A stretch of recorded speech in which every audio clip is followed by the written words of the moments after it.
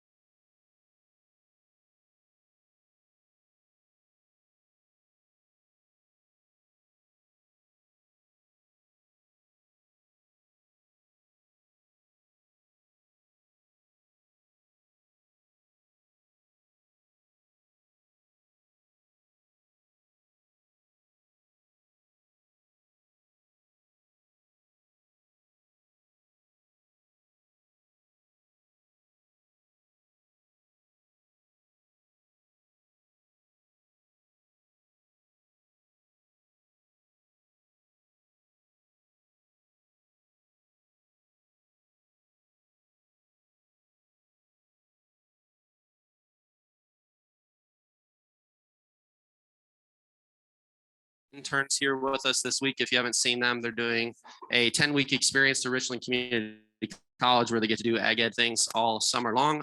FFA Convention and IAVAT being one of them, and then they're going to do short internship experiences at different agribusinesses and different organizations throughout the summer. So they're going to get a lot of good stuff about that. This year we have 8 interns, and next year it'll be upping to $225,000 where we'll support 16 ag ed interns. So if you have students that are now in the ag ed pipeline, please encourage them to apply. It's a wonderful program. They get paid very well. So our goal is to eliminate financial barriers and improve the quality of our pre-service teachers. We're very excited about that program. In addition to that, the last kind of exciting thing is we are doubling the incentive grant that goes to our universities, our teacher prep programs. And I think that's going to open up opportunities for them to spend funds how they would like to spend those funds. There's a little bit less restrictions on our incentive dollars than there is on our gas dollars. So we're very excited about the fact that we're doubling those. And we're expanding our gas pool. Some of our gas recipients in the room know that their per school allocation is going to go down a little bit, which is unfortunate, but we're increasing the number of our gas partners. So you'll see more universities and junior colleges around the state maybe offering gas junior internships for your high school students, doing professional development and offering other supports to their early career and pre-service teachers. 3 circles and incentive. Moving into the year, we are finalizing allocations for that right now, our original allocation. So if your FK advisor has been beating down your door, your superintendent's door, because maybe you indicated your salary and benefits information was tentative, or the school didn't hire you yet, and you're hired at a new school and you're not sure if that salary information was final, please contact your FK advisor, because on Friday, my goal is to kind of lock in place whatever we have for original allocations and move forward with both 3 circles and incentive. So that's kind of in the weeds for me, but just the main point is if your FK advisor is trying to get a hold of you or your super, please help them do that. I need to know that information so we can lock in our allocations for FY23 and get applications out the door, which also worth mentioning. I think the running joke with the wonderful organization I work with is that deadlines don't always matter, and we're always a little bit behind on what we want to do. Well, this year we're actually right on time with releasing allocations and applications, which is crazy that we're releasing applications before the fiscal year even starts. But that being said, you and your superintendents might have a little work to do in July before you get back to school. So something you may not have anticipated, but those funds may be available in IWAs a lot earlier than you're used to. But it's when they're supposed to be available. They're just usually not available during that time. So you might not be anticipating that. So don't be a hermit crab over the summer. Check your email at least once a week, and you'll read what you need to read, and hopefully we can get done what we need to get done before the school year even starts. And then you don't have to worry about budgets and backdating start dates and all that fun stuff that we usually have to do. Okay, some other things. Our Illinois Committee for Agricultural Education about 13 months ago now did a comprehensive review of our administrative rules, and our rules are kind of like one level down from state statute. So they kind of in detail describe how we're going to administer our grant programs, and they lay out all the allowable and non-allowable expenses for certain programs, including the incentive program. And I'm very happy to say that after that extensive review changes that I think you'll be happy with the incentive. So previously you were only allowed to spend 10% of your allocation on consumables. That's been increased to 25%. So you will have more money to spend on consumables. Very excited about that.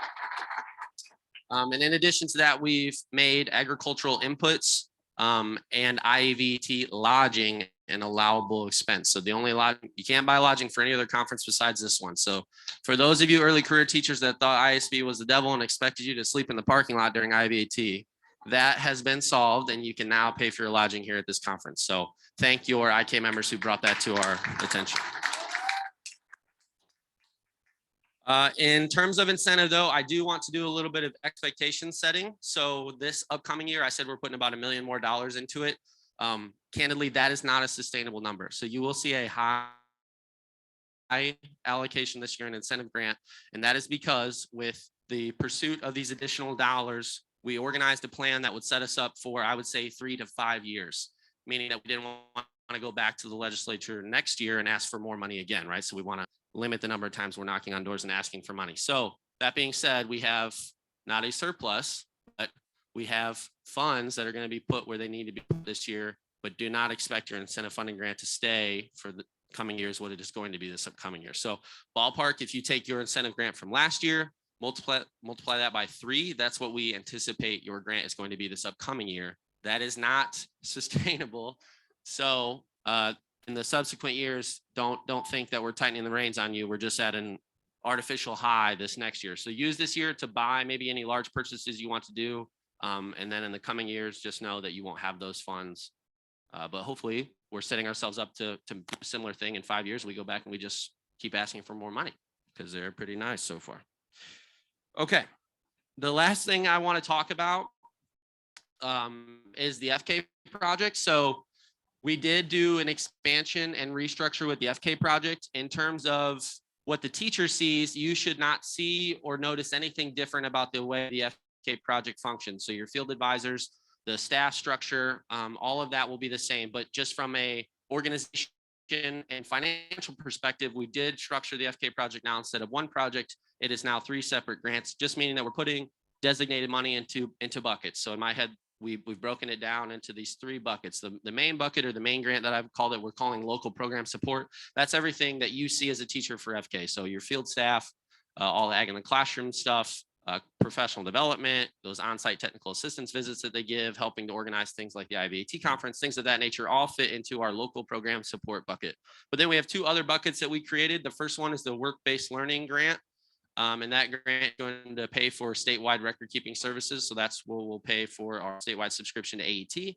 And it also has some additional dollars for coordinating that particular contract and then doing some SE related awards, things that you already know, proficiencies, agri-science, things of that nature.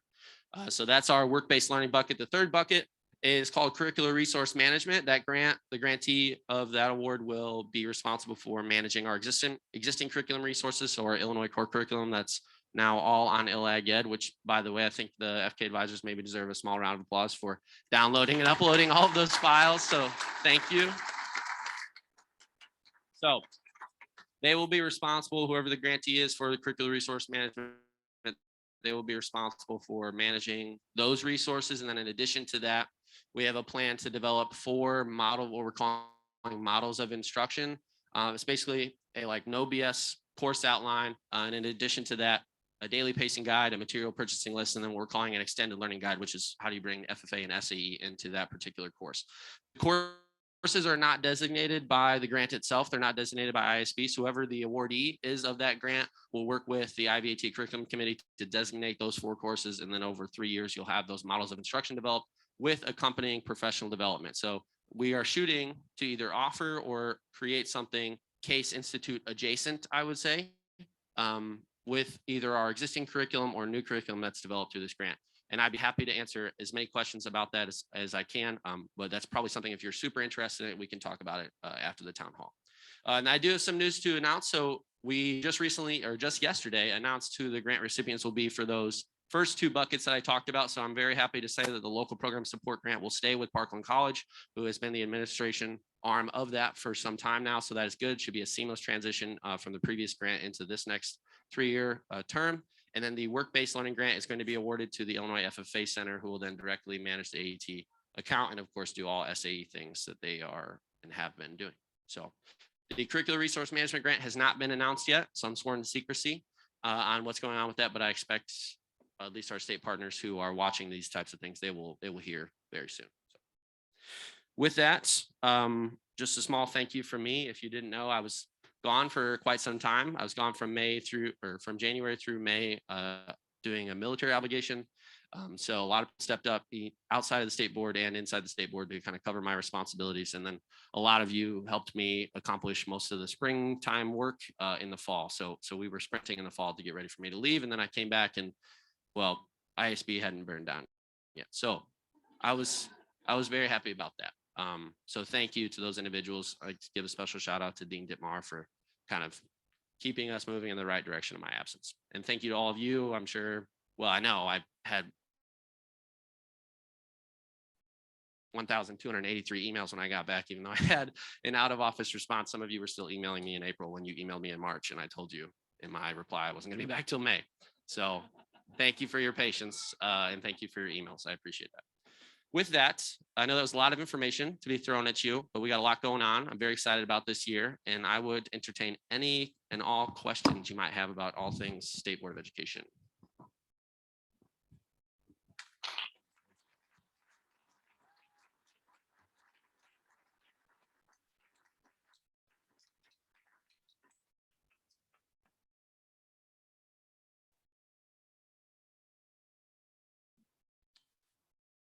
Yes, talking about our RFSP. Yes. Okay. So let's talk about the royalty dollars too. Some people might be interested about that. So the royalty dollars, if you didn't know, our Illinois core curriculum is licensed for royalty through My Card or through Cutting Edge Curriculum. We get a 20% kickback on all sales that they have out of state on our curriculum. So we use that money. The money has been saved over the years, and its intended use is to invest that back into curriculum resources for ag teachers in Illinois. We ran into a little snag though. The State Finance Act changed a few years ago and did not allow us to, well, it didn't allow two things. One, it was kind of gray on whether or not the state board was supposed to be collecting royalty dollars on intellectual property that was owned by the state. So we clarified that up a little bit, and then it did not allow an agency to direct the expenditure of funds not housed at the state treasury. So those funds were housed at Parkland College. So to fix that, we did an amendment to the State Finance Act through the ag lobbyists and through our state board lobbyists, kind of clarified some of that language. And then we moved the dollars from Parkland College back to the state treasury. It's now in the special purpose trust fund account. So that enables us to spend it, which is awesome because since I started this job, we've been sitting on this notion of putting out a contract for people to bid and provide this new curriculum. So I'm very happy to announce that we're moving forward with what we call an RFSP, and that will solicit proposals from vendors to develop curriculum in 3 focus areas: agricultural technology, urban community food, and then food science were the 3 areas. So you should see curriculum on 1 or all 3 of those areas here in the next year, some type of project developed. So we're very excited about that. And the royalty funds will be what we use to execute those contracts. I've learned a lot about state law in this job. So if you're curious, I can tell you all about it. Any other questions? That was a good question. Thank you, Dean. Okay. Thank you all very much.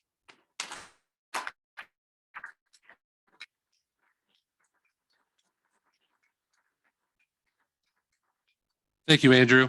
Up next, we have ISU report, Dr. Solomson.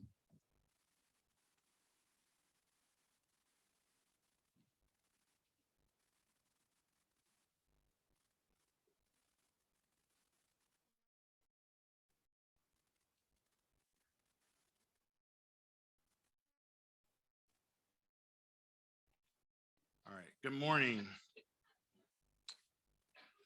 The Illinois State University Agriculture Education Program report can be found in the online supplements. I think there's a QR code in the program, so I'm not going to go through that, but if you'd like to read that, please go ahead and scan that and you can read through that. What I do this morning is I want to recognize our schools and our student teachers from this past year. First, I'd like to, on behalf of Dr. Maxwell and myself, I would like to thank everybody who allowed our students to come in for observations, student teaching, all those things throughout this past year. We really do appreciate those things. Next, I would like to have all of our student teachers from this past semester come on up so we can present them with their creeds and they can do their announcements of where they're going. Here they come. We had 5 student teachers this past spring. Kara Colbank, she student taught at Olympia High School, and she took a job in industry. And then Anna Murray did not attend a high school ag program, but she is now going to be the teacher at Badger High School up in Wisconsin. So those are the 2 that aren't here, but I don't know who wants to come up first. All right, I'm going to let them introduce themselves, tell you where they're from, where they student taught at, and where they're going to be teaching at. Hello, my name is Rachel Prups and I'm from Newton. That's section 20. So Travis Tarr, Brock Tarr, and John Leidy. And I student taught in section 2 at Rochelle with Donna Page and Deanna Jacobs. And then I'm going to Mattoon back in section 20 with Tanya Ike, Hannah Spain, and Carl Raby. So thank you.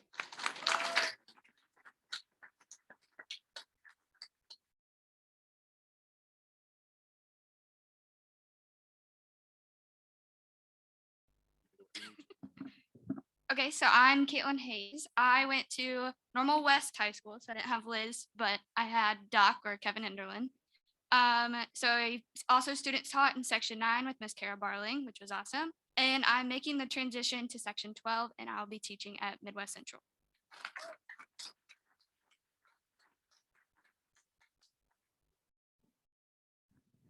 Hello, I'm Bailey Cabe. I'm from the Houston area FFA chapter with, I had McCrae, but McClure now. I had the pleasure of student teaching at Pontiac Township High School with Jesse Faber. And I will now be with Dan Weber at Woodland in section 7.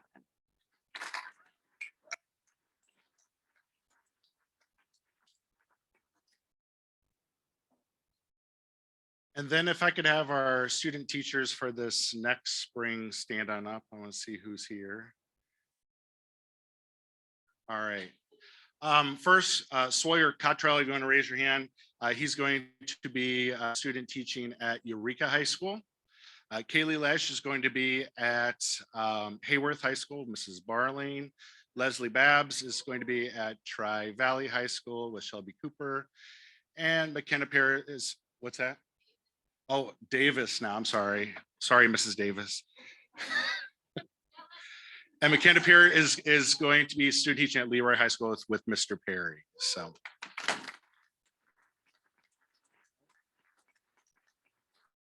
With that, is there any questions about Illinois State? Otherwise, feel free to stop by our booth. Alumni, we have something for you. Bunch of, well, there's some free stuff left. I guess the table got raided last night. That's okay. But feel free to stop by if you have any questions. Thank you.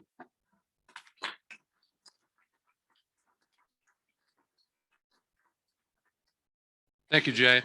Up next, we have alumni and foundation report. So Mindy, if you want to come up and talk a little bit about alumni, and Riley, talk a little bit about the foundation.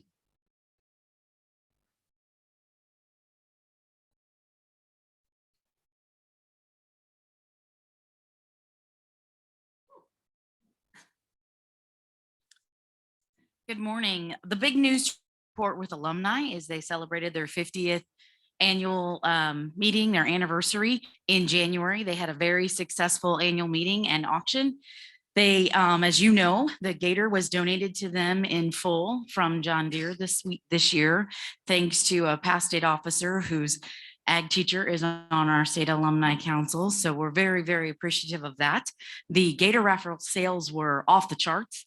They had an exceptional year with Gator raffle sales. So for those schools who sold Gator raffle tickets, thank you very much.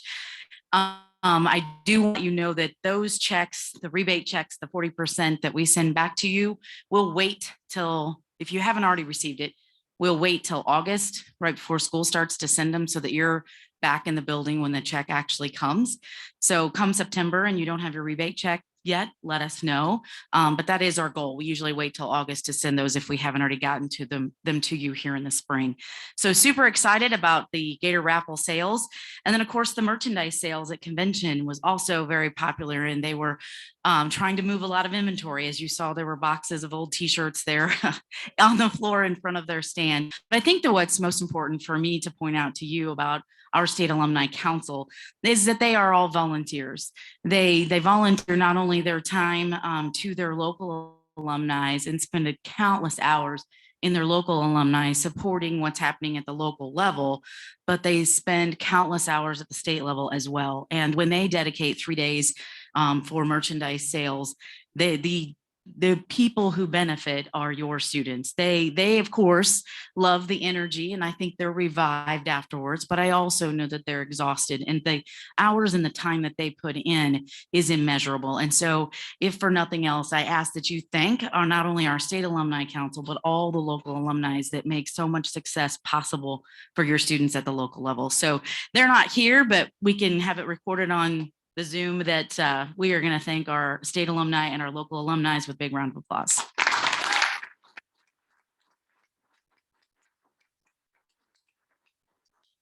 And of course, I'm happy to answer any questions you may have about State Alumni Council. They will of course be at camp, and they will be preparing that meal as well and giving out camp scholarships, and they will continue scholarships for camp, Ground Zero, and WLC. And again, we're very, very thankful of the support and the efforts that they make. Did Riley come? Yep, Riley's here. Okay, so Riley is here. When I motioned that she could come on with, she said, "Oh, you just go up, and if they have questions, she'll definitely help answer." But as you will already know, local collection drive surpassed the goal this year, and we are beyond thankful for that. And that is all thanks to what you're doing at the local level, and that is exceptional. Again, the foundation. I did enjoy the banquet so much last night, hearing from Mr. Dry and Mr. Rice and Mr. Kraft, the decades over the years. And of course, Betsy and Kendra rounding things up. But when Mr. Kraft talked about the building and just how fortunate we are to own that building and to be autonomous, that's huge. Yesterday, when we were having our very robust conversation yesterday morning, you talked about what do other states do? Other states don't own their own building. Other states are not autonomous. Other states are not as fortunate and as blessed as we are. And so when we talk about the foundation owns our building, and it is their responsibility, along with the other entities that feed into administrative council, to not only take care of that building, but have a vision for the future of that building. And so when the local collection drive is as successful as it has been this past year, that allows foundation to plan for the future, not only of our building, but of our organizations. And so I cannot thank you enough for your efforts with the local collection drive. Not only does it help us with each and every year making our years successful, but it helps us continue to be autonomous, take care of our building, and plan for the future. And so I do want to thank you all. And I'm not just saying that on behalf of myself. I'm saying it on behalf of our foundation board and Riley and all of our staff, because we are very fortunate to have the building that we do and the resources that we have. And so local collection drive success is because of you. And we're very, very appreciative of that. We've also been very fortunate in that our sponsorship, our industry friends, that support is continuing to grow. And that is through the efforts of not only Riley Duckworth, but our foundation board and the idea and the energy that they are bringing to the table. So, and we've had an infusion of new interest in our foundation board and some new fresh ideas. A past state officer from many moons ago is now on our board and has a lot of fresh ideas, even though far removed from FFA for a while now. So we're very, very fortunate that foundation, we feel, is progressing in the direction that we need it to be for our future plans and goals for all of our organizations. But and I know that there'll be some incentive information that we'll be sharing as the foundation board is still trying to figure some of those things out. But it is always their intention to put money back to you in credit of the Hopper Fund, or back to you because you are giving to the local collection drive. So we again applaud you for that, but know that the foundation board wants to support that, wants to support you and put money back into your coffers, back into your schools, the efforts you make on behalf of the foundation. I'm happy to answer any questions. I know Riley will too, about either the local collection drive or our industry friends or any efforts that we're making with foundation. I'm really excited that our officer team has a foundation committee, and the efforts that they did with Riley to have the raffle, that those items, our section presidents, our state officer team brought a lot of those items in. Riley made a lot of trips around town collecting items for that raffle. And we thank you for buying those tickets. We know it was a lot of you and a lot of FFA members and families that bought those raffle tickets, but those efforts make a big difference. And I think that there is a true understanding from our officer team that the foundation dollars go to support their year and their experiences, and they're taking ownership of that. And so I applaud them. I know this year our foundation committee of leaders wrote letters to American degree recipients and said, you've benefited from this organization. Now's the time to start thinking about giving back. And I think tapping into American degree recipients and past state officers, people that we know have truly benefited for a long time from the organization, it is time for them to step up and give back. And so I'm very proud of the ownership that our officer team is taking in their role and responsibility of understanding and appreciating foundation. And so I applaud those efforts too. I am happy to answer any questions you may have. Jason, back to you, bud.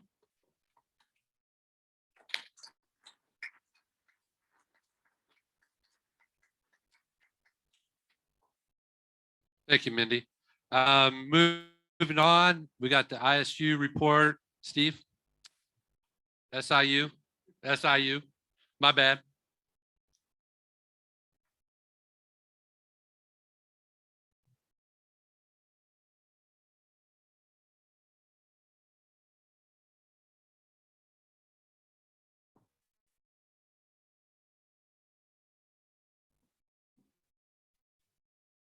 Good morning.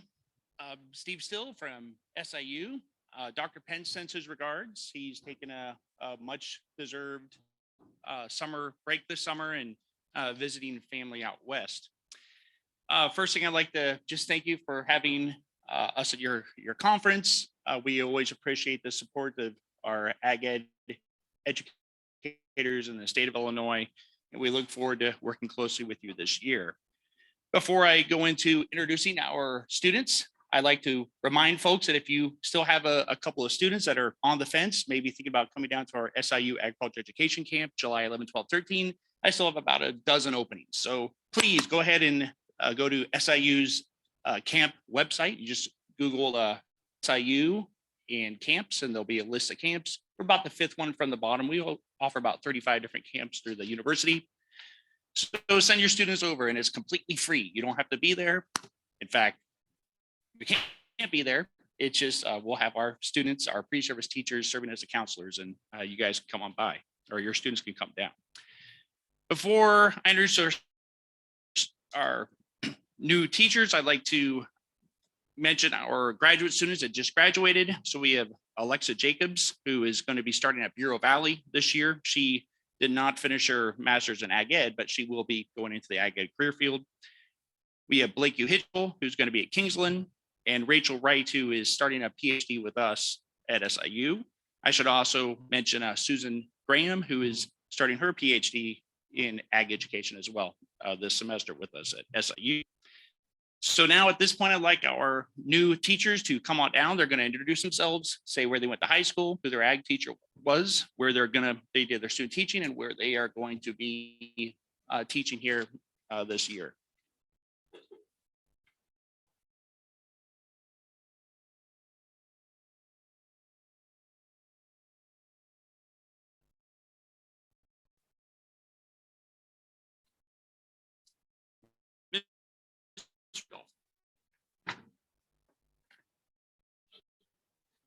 Hello, I am Elaine Rudolph.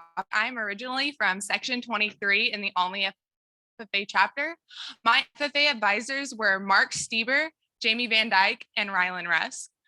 This past year, I student taught with Miss Regier, Steve Austin, and John Cabot at Mount Vernon in Section 21.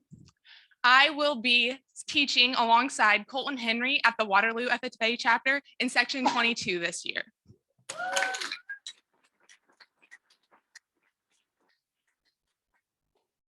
Hello, my name is Bridget Bolds, and I graduated from Harrisburg High School. My ag teachers were Nick James and Casey Ellis. I had the pleasure of student teaching at El Dorado High School as well as Carmi High School with Caleb Irwin, Paxton Morris, and Bobby Lamp. And I just received a job at Gallatin County, and I just moved to Ridgeway. So I will be teaching alongside Nick James, my ag teacher, the legend. And I will be teaching with him at Gallatin County this year.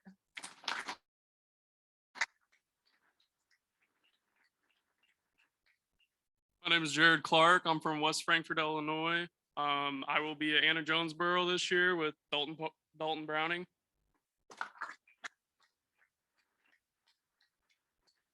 Hi, I am Dalton Browning. I am from Vienna, Illinois. Jason West is my ag teacher. I did my student teaching at Cobden with Lindsay Lefevre, and I will be working at Anna Jonesboro with Jared Clark.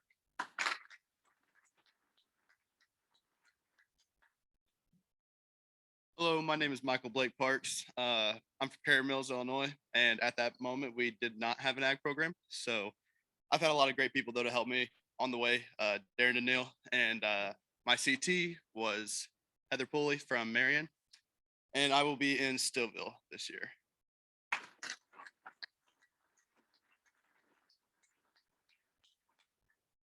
Hi, my name is Kaylin Worley, and I'm from Grayville, and I got to student teach under Ann at DeCoin. Oh my. And I will be going back to Grayville, and my teachers were Michaela Grayhouse and Caleb Irwin. Thank you, everybody.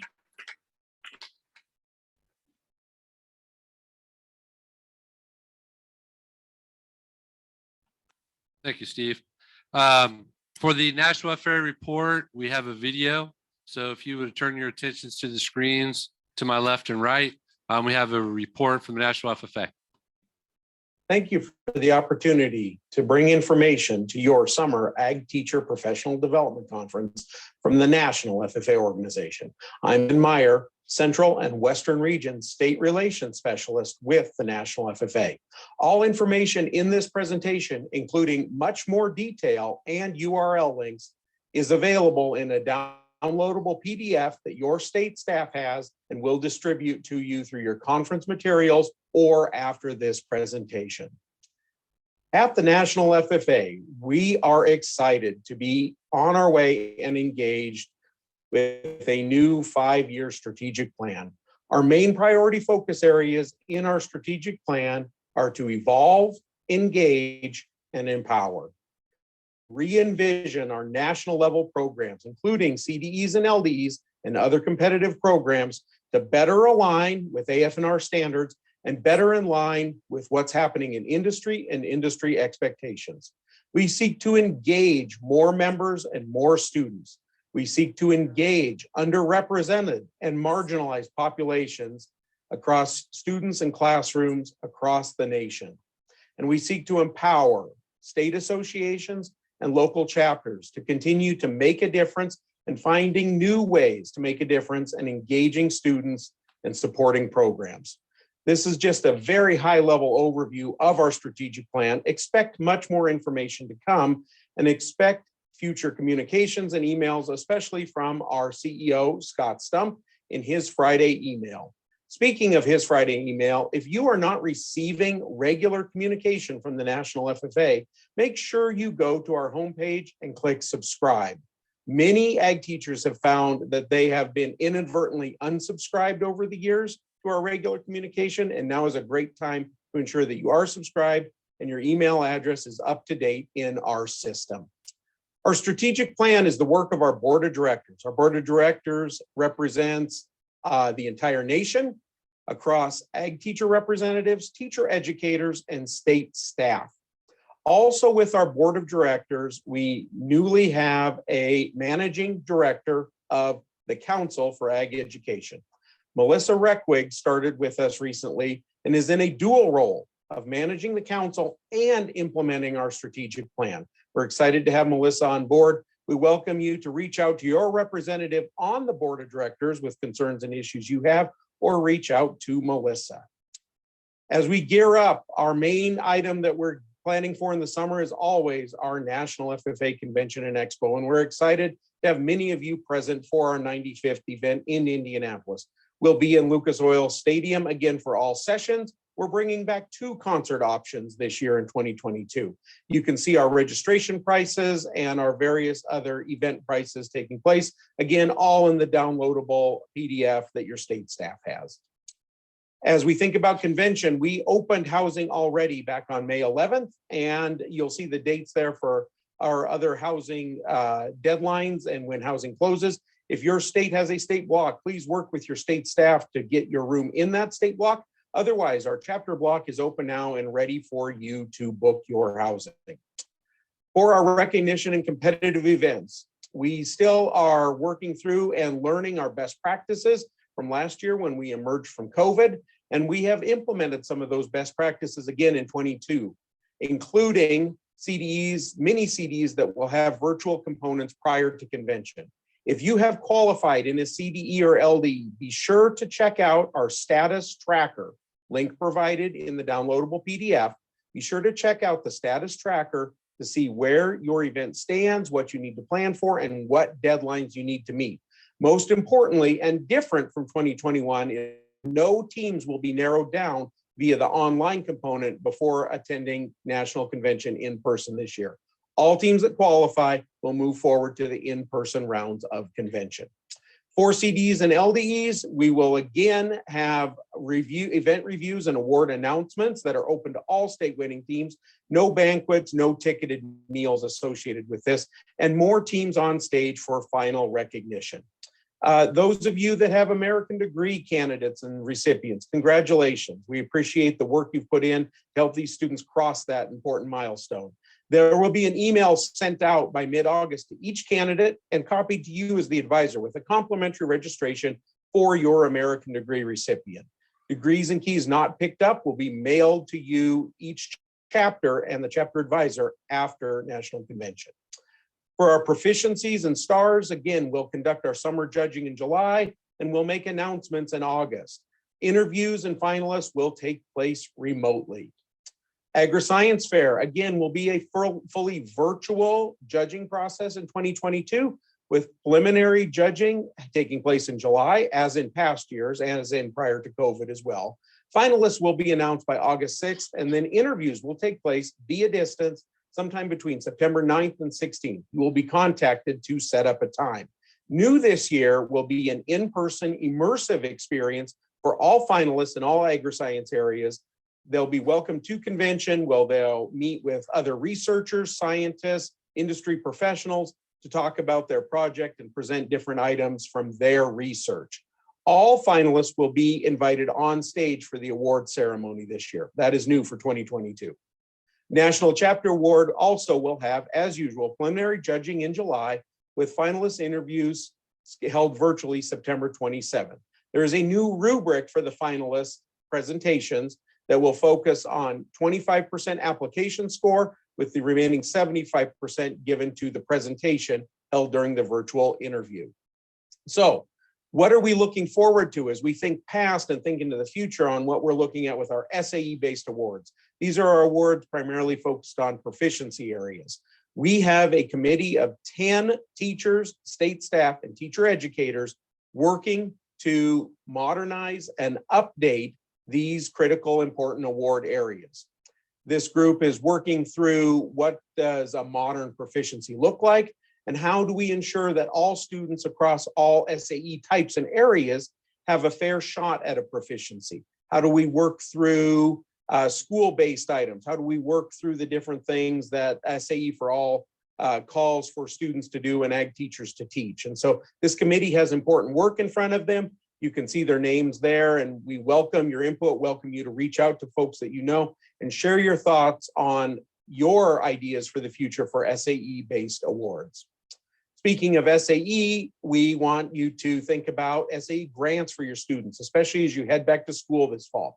We'll open these the first week of October, and we'll make these due in December. These are $1,000 grants. We continue to have more sponsors each year to make more available. Any entrepreneurial SAE, a new entrepreneurial idea or a continuing idea is welcome to apply.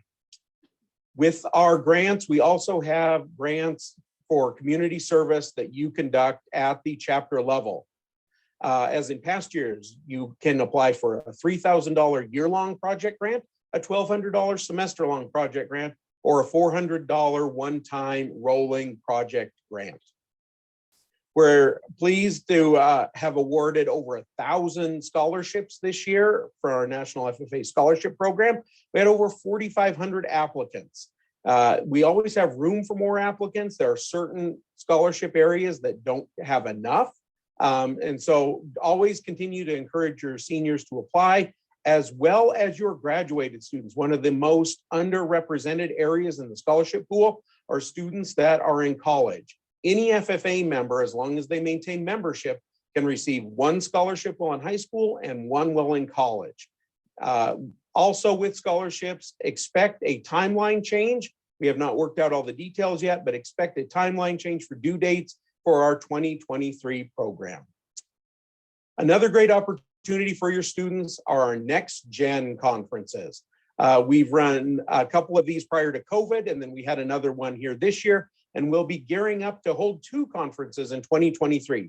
These are outstanding conferences that heavily focus on industry experience and industry systems. Our conferences in 2023 will be an Animal Systems Pathway Conference and a Power Structure Technical Ag Mech Systems Conference.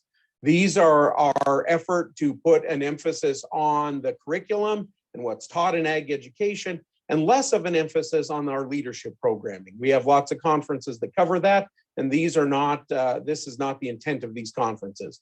These are open to any member with a career interest in these specified pathways.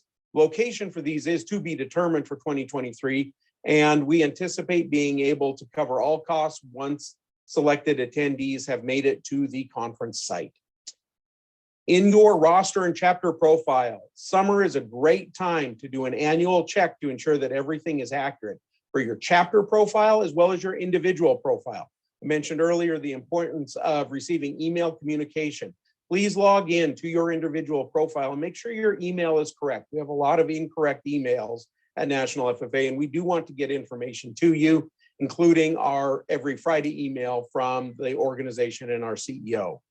Coming soon to your profile, you have an opportunity to opt in to notifications. These notifications will include when you have an action to complete in your roster and profile. We have also simplified the ability for you to transfer members. If you are sending a student to another school and you know where they're headed, or if you have picked up a student that previously was a member in another school, you can manage these changes now easier than ever, ag teacher to ag teacher, or you can work with your state staff to complete these important processes.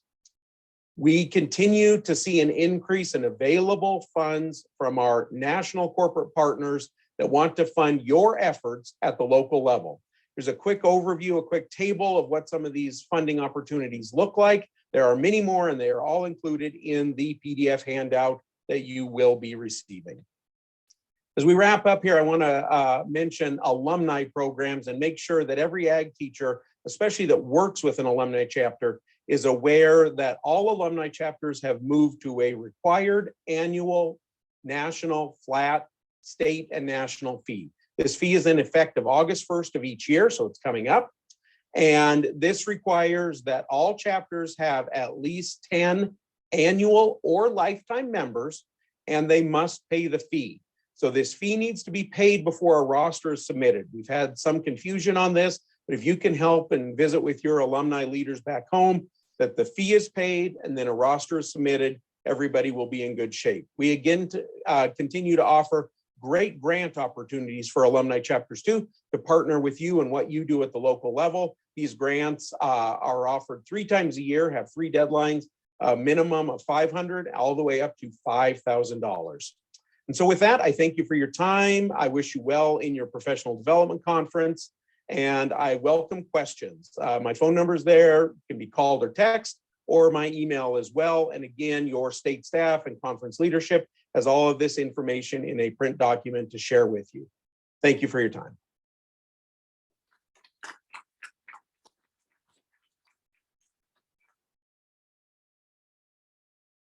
And that video is in the folder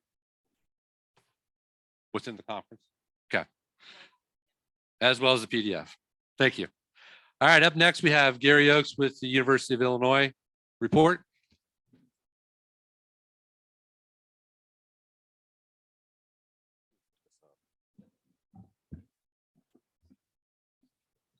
So good morning. Dr. Amy Lehman is with me this morning.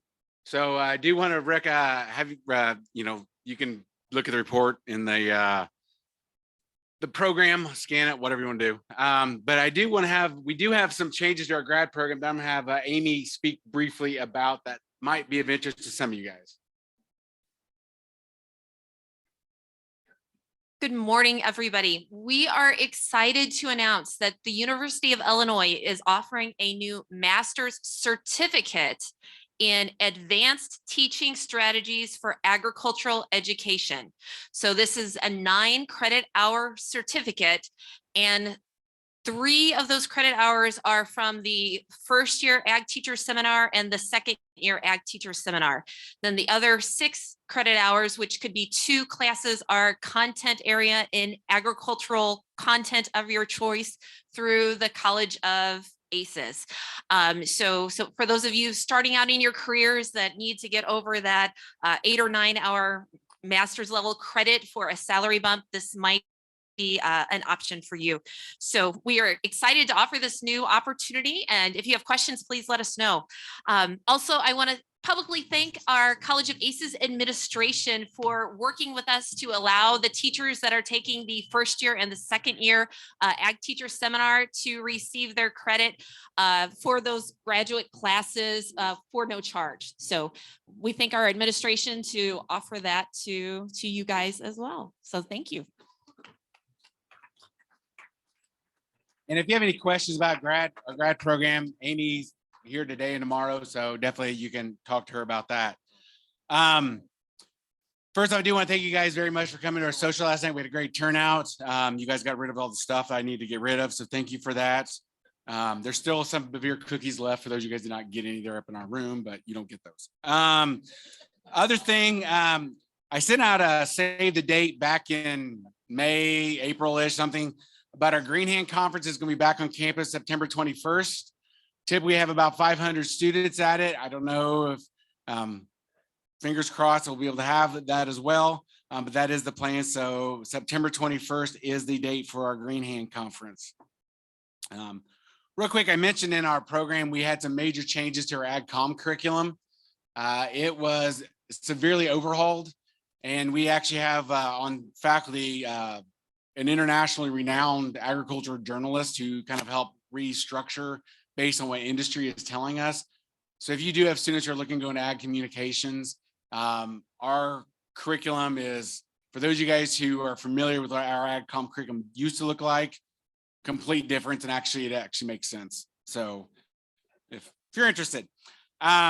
I do want to thank all of the teachers and programs that served as host sites for our pre-service teachers, whether it be early field experiences and or our student teachers.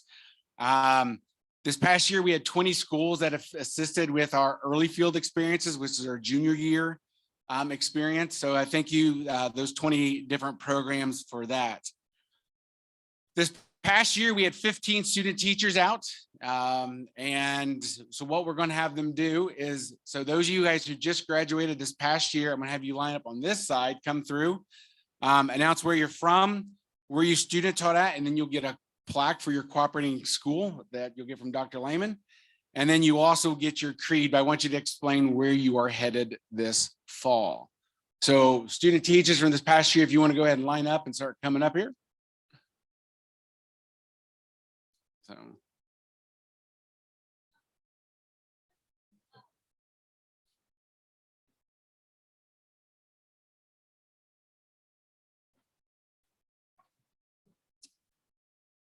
My name is Sean Welch. I'm originally from Rova High School. I learned under Rodney Main, student taught at Leroy with Mr. Jason Perry.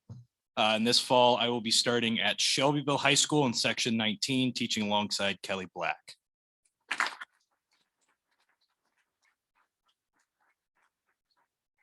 Lord, I'm a little bit shorter than Sean. Hi, everyone. I'm Tennyson Kern. I'm from Clinton, Illinois, where Jamison Holt was. I student taught with the lovely Miss Liz Harris and Jennifer Stone, which I'm very thankful for. And I will be going to Iroquois West in the fall in section 10.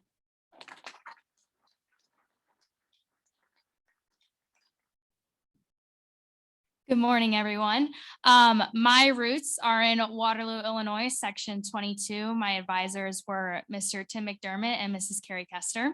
I had the absolute pleasure to student teach at Athens High School with Miss Kirsten Edgar and Mr. Mike Butler. I am so excited to be joining Miss Kendra Callahan at Kewanee High School in section 3. Thank you.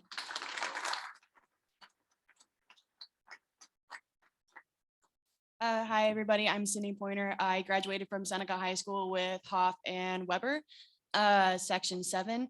I student taught at Paxton Buckley Loda with Kirsten Wyatt, Mike White, and Aaron Slack. And I have accepted the teaching position at Elwood High School in section 3.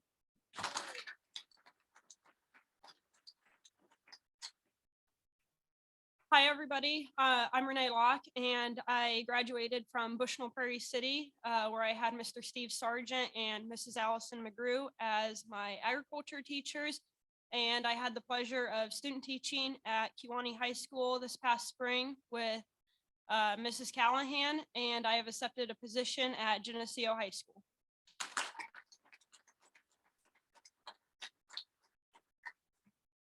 Hello, everyone. I'm Kyle Christian. I'm originally from Newark, Illinois, student under Joe Steffen.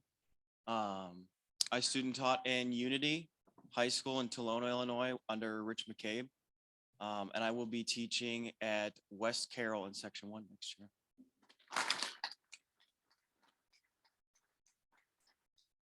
Hi, everyone. I'm Carson Robinson from the Tolono Unity FFA chapter with Mr. McCabe. I got the great pleasure of teaching under Cassie Crouch at Maroa, and I will be staying in section 16 at Warrensburg Latham.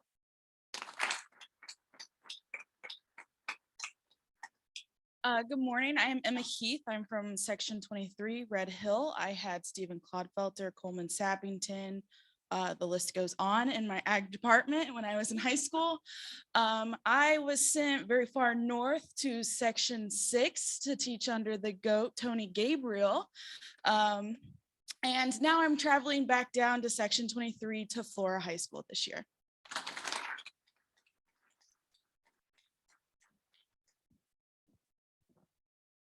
Hello, everyone. My name is Gwen Heimerdinger, and I am from the Cde FFA chapter in section 1 with Thomas Bull, which is a kind of a legend in the back in the day. I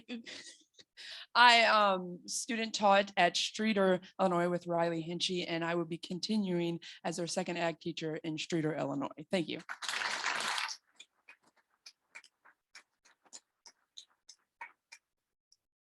So we're very thankful for our Quabbie teachers. And this year we tried something new. We employed Diana Leshan and Sarah Landers and Mike Chauncey to assist me with evaluations in the spring. And that worked out really, really well. So we're glad to have them on for another year. They helped me. It was great. So then this next year we have 14 that are aiming to go out. I know we have several here today. So if you are student teaching this spring, or sorry, next spring, when I call your name, you just wave your hand, I'll tell you where they're headed. Bailey Bouchong is going to St. Joe Ogden. Emily Freeze is going to Pittsfield. Adrian Hernandez is going to Argento, Oriana. Sophia Horton is going to Sycamore. Josh Grimes is going to Chicago High School for Ag Sciences. Alex Johannes is going to DeCoin. Casey McCleary is going to Bureau Valley. Jacob Meyer is going to Oakville. Eliza Petrie is going to Blue Ridge. Becca Rosen is going to Normal Community. Molly Shemp is going to PBL. Claire Smith is going to Flanagan Cornell. Hannah Tappendorf is going to Muhammad Seymour. And Emlyn Walk is going to Sangamon Valley. So we thank you guys all very much for your continued support of our students, and thank you.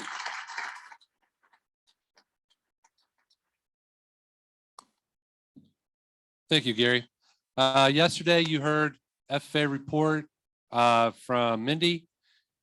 Do you have anything you want to add, Mindy, or you just want me to ask for questions? All right.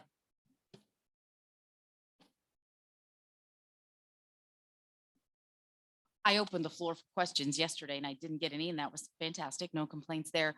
But I did want to share, because I saw it on Ben Meyer's slide, I am on 2 committees for National FFA, and both of them involve SAEs. The SAE Award Committee that Ben described to you, I'm a member of, and also the SAE for All Committee as far as trying to plan and prepare for professional development to come out to states. So I do welcome any feedback and input, and I do very much appreciate the work of the Illinois SAE committee.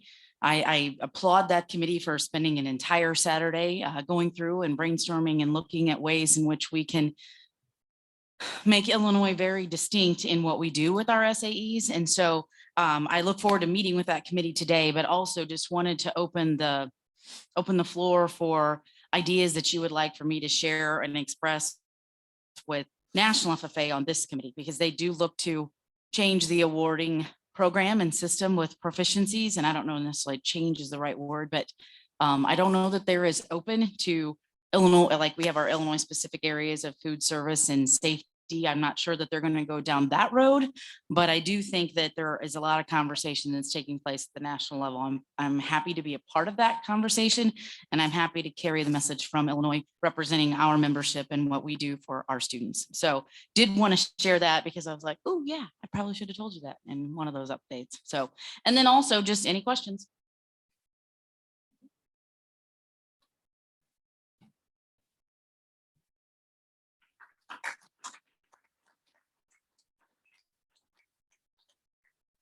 All right, we're ready for Dr. Baker with the Western Illinois University report.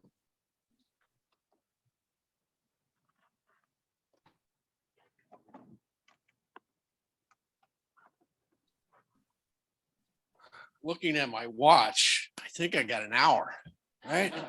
No, sorry. I'll ask two young ladies to come on up here, make their way to the stage. Caitlin Kane and Colby Tron, if you'd come up, that'd be great. And you work your way up. Miss Coy's got a few things for you.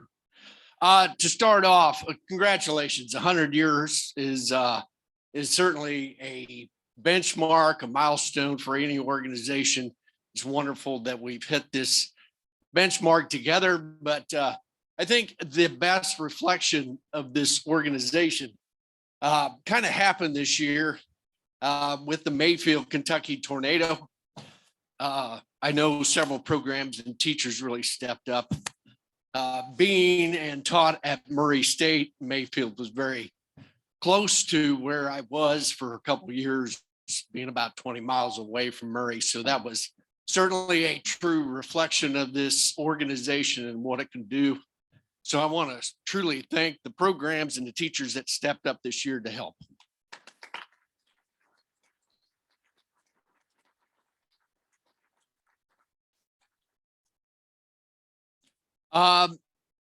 These two ladies will introduce themselves and kind of a little bit about their history and where they're going to end up this year. So go ahead, Caitlin.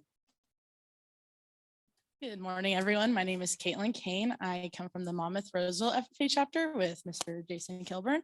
I student taught under Mr. Brent Nelson at Franklin High School, and I'm fortunate enough to stay at Franklin High School, where I will now work beside Mr. Nelson.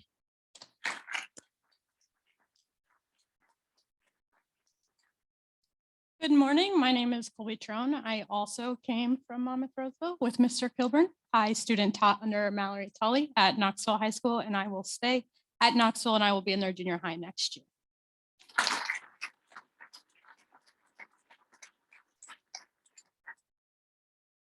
Interesting stories about these two young ladies, because Mr. Kilburn, I know that had several student teachers at Monmouth Roseville, and at lunchtime we kind of share at a table, and these two young ladies had different paths at the very beginning of their careers.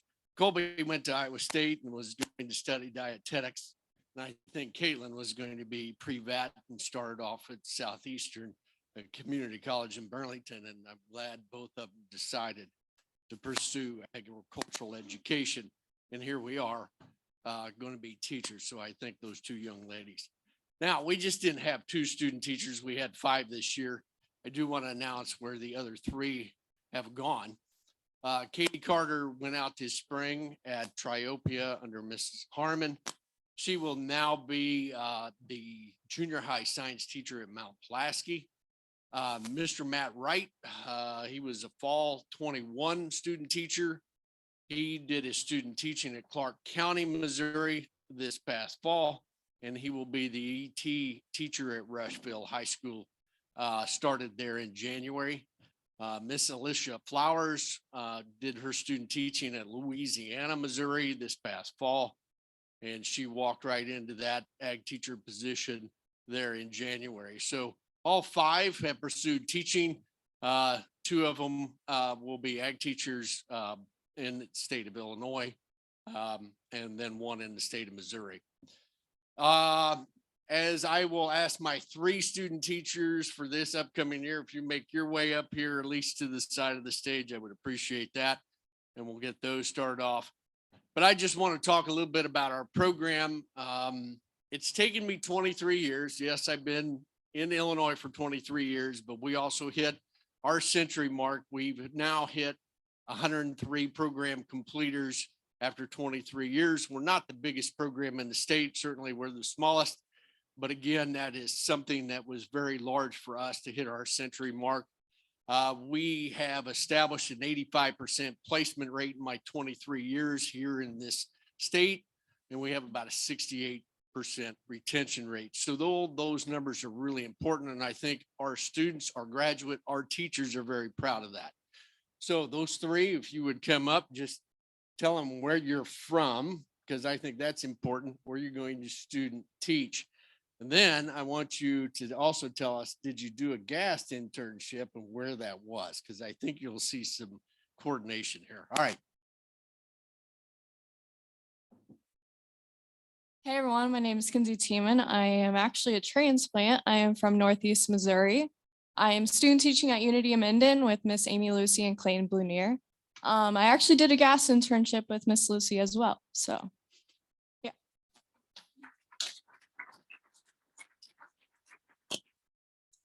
Hello, I'm Christy Weidhoener. Originally, I am from Athens, where I had Mr. Mike Butler, and then also went to Tennessee, where I graduated.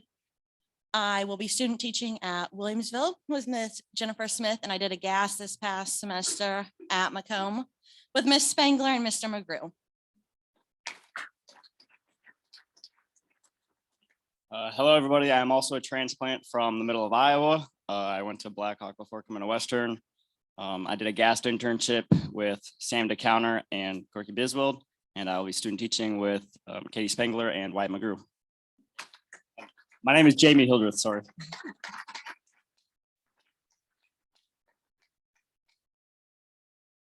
We will also have one spring student teacher, Katie Riggins, who will be doing her student teaching at Prairie Central with Miss Becky Freed in the spring as well. So congratulations, we've gotten this far. So I also want to kind of announce too, and I think it's really important, last year's group, we had 5 student teachers and all of them signed their second-year contract with their prospective schools. And I think that's really important. So of those 5, if you're in the audience, Brandon, Hannah, Sydney, Courtney won't be here. She's in Minnesota. But Rachel, any of those 4 here? They're still, 1, 2, 3. There you go. And in the back, Brandon, thank you for you 4. Thank you for your dedication this year as well.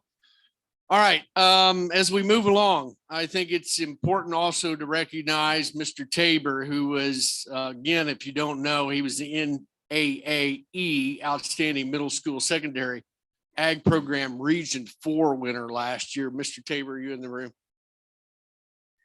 Yes, thank you, Trent, for your dedication. And of course, Western's agricultural education program was also the Region 4 winner last year in post-secondary ag programs. So we're very proud and very privileged to be recognized by this organization to move forward too.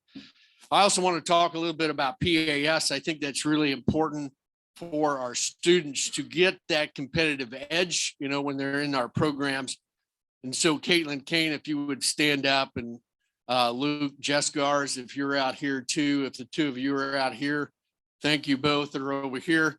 Caitlin did went to the national PAS competition and did the Ag Ed employment interview, and Luke was the national winner in floriculture employment interview. Thank you both for doing that. And I know it's really hard to do all of the calendar events and get everything done, but I really special thanks to those 2 individuals for representing Illinois at National PAS.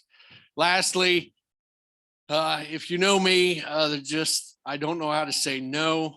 Just give you a little idea of what happened in my life. I had 5 student teachers that I supervised, which I introduced earlier. I had 14 gas interns that I also supervised this year. And of course, I had 7 first-year teachers that I also supervised. It was a pleasure getting into your classrooms and for your first-year teachers. I haven't been in a lot of those programs, so it's always really good for me to get out and spend some time with the first-year teachers and to really get to see some of the programs in the state that I really don't get to see. So again, thank you for opening your door and allowing me to come into your classroom. I believe after Monday, I think I've got 7. First time I met you as you walked across the stage, so I'll be in contact with some of you to be able to make those visits this fall and this spring.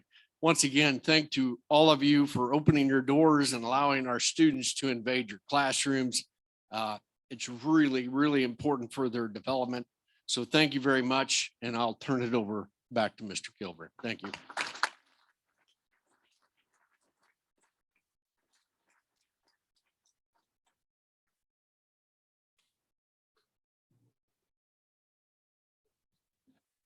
Thank you, Dr. Baker. At this point, I'm going to turn the podium over to our president, and we're going to get started on some community reports.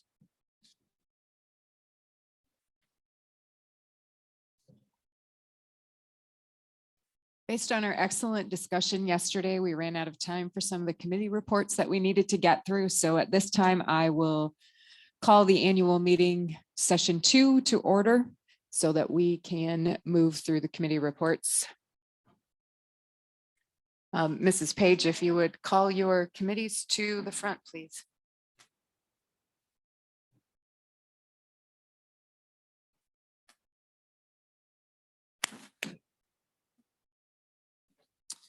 Our first committee that we're going to start with today is the Advocacy Committee.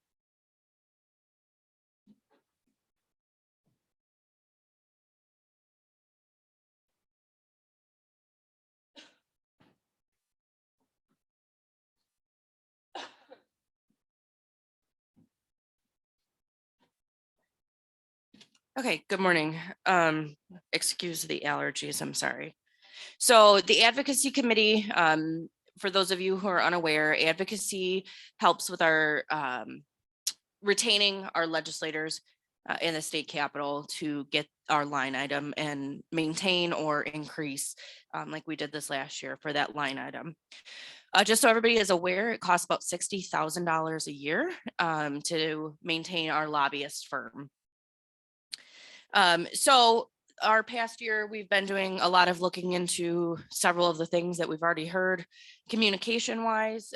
So how to best reach everybody, how to keep everybody updated on the status of the account, and how to remind people to pay This in. meeting is being recorded. So we've worked on many different infographics and info sheets that get sent out, posted in the IAVAT discussion lab and several other places, but also information and reference sheets that go to your section reps that should be relayed at section meetings. So this last year, Ag Legislative Day remained modified, but this year we will be having a subcommittee that will be working on a video to send out to new teachers and any other teacher who is familiar to be able to show your students the importance of Ag Legislative Day, what we do there, and why we are there. So currently the fund sits at about $45,000. So we are $15,000 short for this year. So if you have not paid into the Ag Ed Ag Ed campaign, we encourage your donation. That's what, we get our incentive funding grant, 3 circles, GAST grants. I don't have my list in front of me. What's my list, Andrew? My GAST grants, a line item, FK, all of it. So if you or your students benefit from any of those services, any of those grants, that we ask if you could please contribute to this fund, the advocacy campaign, to help retain those legislators or the lobbyists at the state level. If you have any questions, I'll be around. So we've kind of changed the verbiage on that we used to call it Ag Ed 365. So now we're just the advocacy campaign. We used to recommend the $1 a day, 365 days a year. But at this point, any donation, anything would be helpful. So thank you.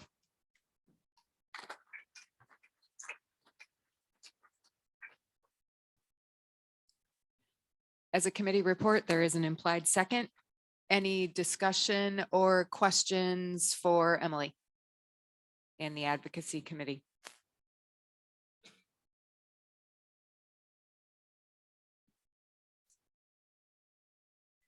I would like to thank Emily and the committee for the work that they do. They really do spend a lot of time creating ways to help encourage and inform the members. All those in favor of accepting the Advocacy Committee report, please say aye. Those opposed, please say no. Report accepted.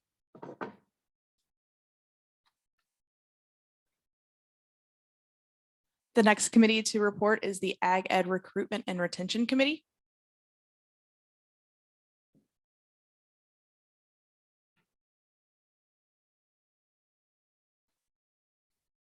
Hello, everybody. I'm Dan Doing from Urbana. I'm reporting on behalf of Deanna Jacobs, who is our chair, who cannot be here today. We have 3 subcommittees within our subcommittee, which is the student branch, which focuses on our recruitment portion, the student branch of IAVAT.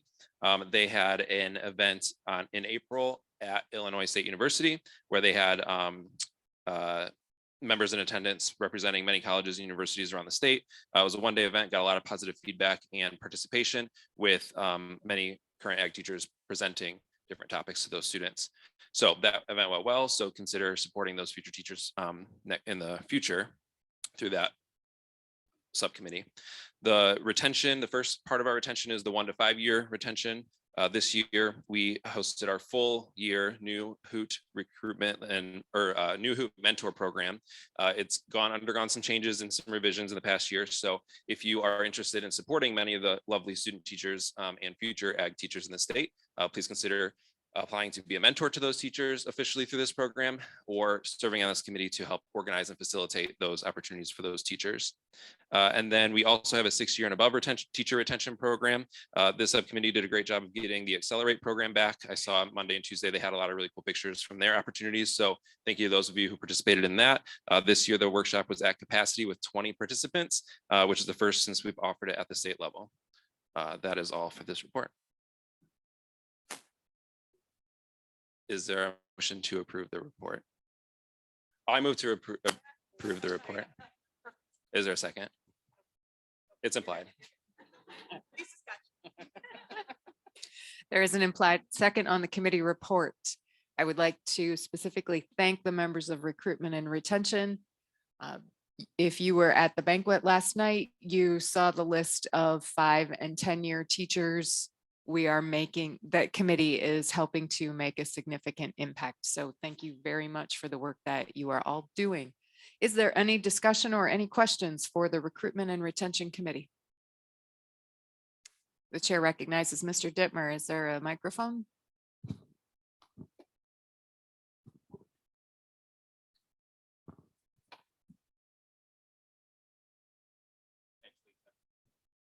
I just want to give everyone a great round of applause for recruiting high school agriculture teachers, but the job is not done. And I repeat that, the job is not done.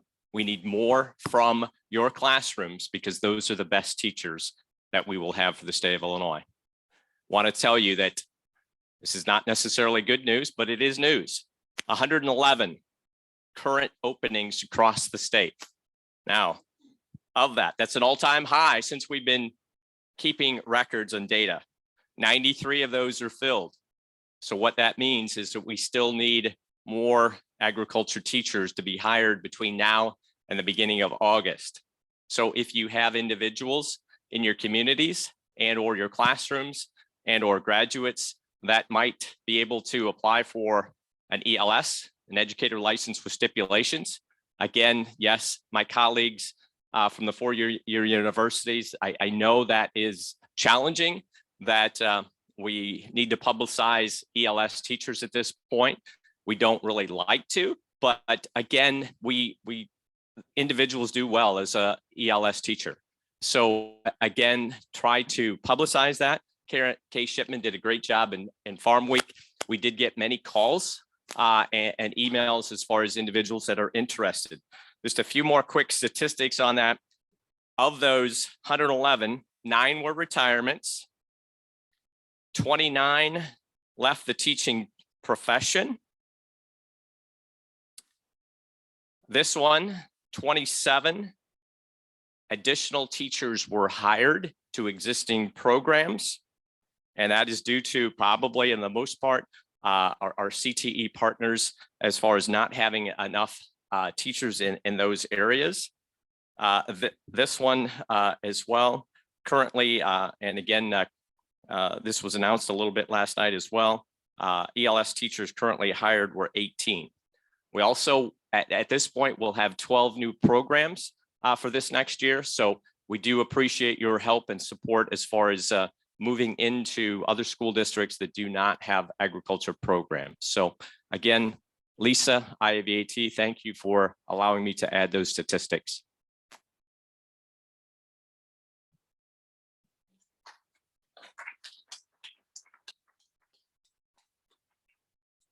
Dean, thank you for sharing that information, and thank you to the entire FK group for working very diligently to fill all those positions and create those new programs.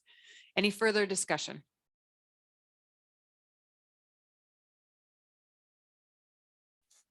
We will proceed to accept the Recruitment and Retention Committee report. All those in favor, please say aye. All those opposed, please say no. Motion passes.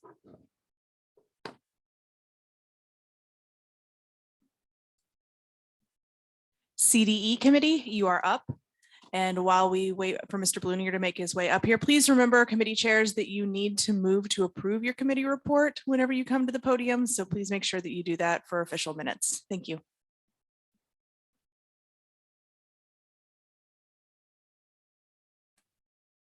The CDE committee report, you can scan that QR and go check that report out.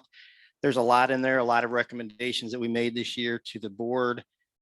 Some of them have already been passed. Some of them have been kicked back to our committee. And so some more will be discussed this afternoon. We've got a full agenda for today. Again, looking at the coming year, some new things that we're looking at, some small changes to the CDEs. Couple notes I wrote down here for my oral report here. Right now we're focused on, because of the closing of ITCS and our resources for CDEs, we are looking at editing or updating resources that you can use for each CDE. And that's going to take some time. We have started that, and that's going to be a ongoing process. So I know we're going to discuss one that we got for land use today, some possible soil texture things that we're looking at possibly adding right away. So that's one big thing that we're looking at. Second thing that I will mention is please fill out CDE evaluations that you're able to do after the CDEs. We do have a rep from our committee for each CDE that takes notes at the contest and then brings back recommendations to the committee. But you guys are all able to fill out CDE evaluations, and then I get to see that and share it with the committee. Okay, not that we will do anything about some of them, but we try our best because some of them are out of our control. And then a final note here that I wrote down, we've discussed this at just about every meeting this year. We want to, and I'm bringing this to the membership, if you are a CDE host or an IAVAT or FFA board member rep or a CDE committee rep for a contest, we would encourage you to be in communication well before the contest to try to alleviate any issues that come up during the contest. I know it's gotten better over the years, the communication and the issues that come up at the contest. Seems like there's always something during the year. So we just want to encourage like a communication network to take place prior to the contest so that the host knows, you know, what the rules are, and the board members and the CDE reps can help with that. So just an encouragement for that. And so I would like to thank all the CDE reps and committee members for this year, and I move to accept the report.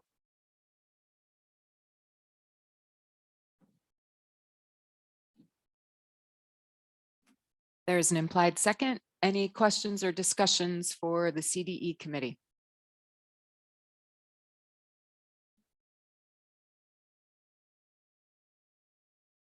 The CDEs must all be great, Darren. Please join me in thanking the CDE committee for the work that they do.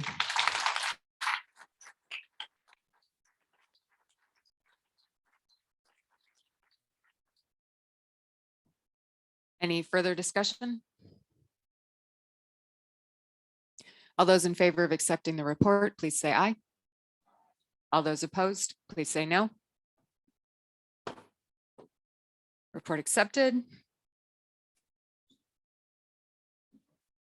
The next committee will be Curriculum Advisory.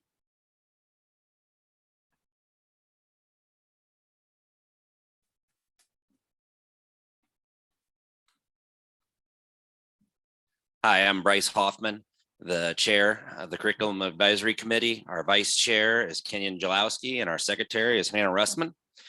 And our committee met a lot of times this year.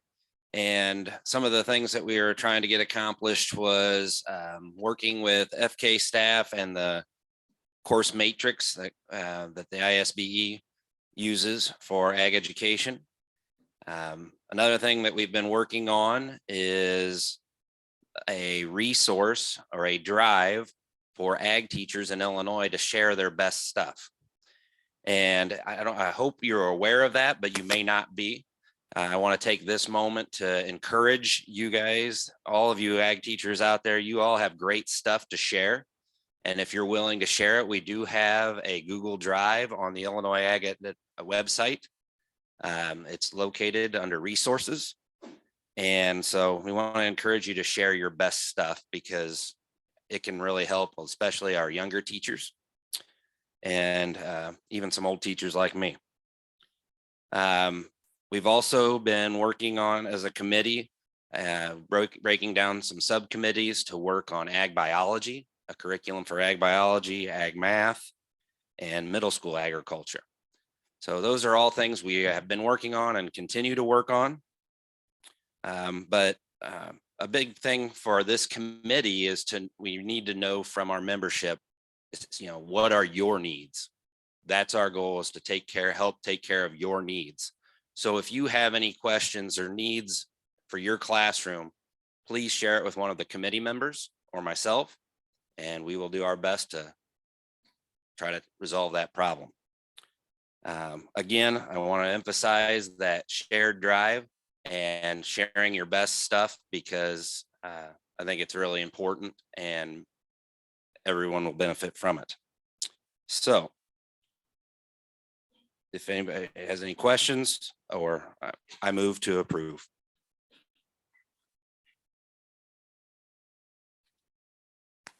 There is an implied second. Any discussion or questions for the curriculum committee?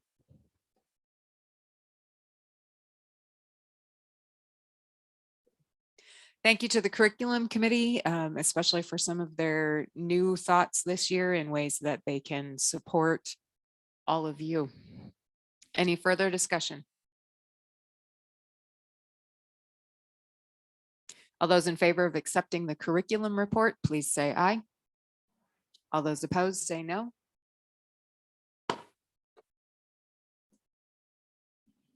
Mr. Mueller, it's your turn for fair and exposition.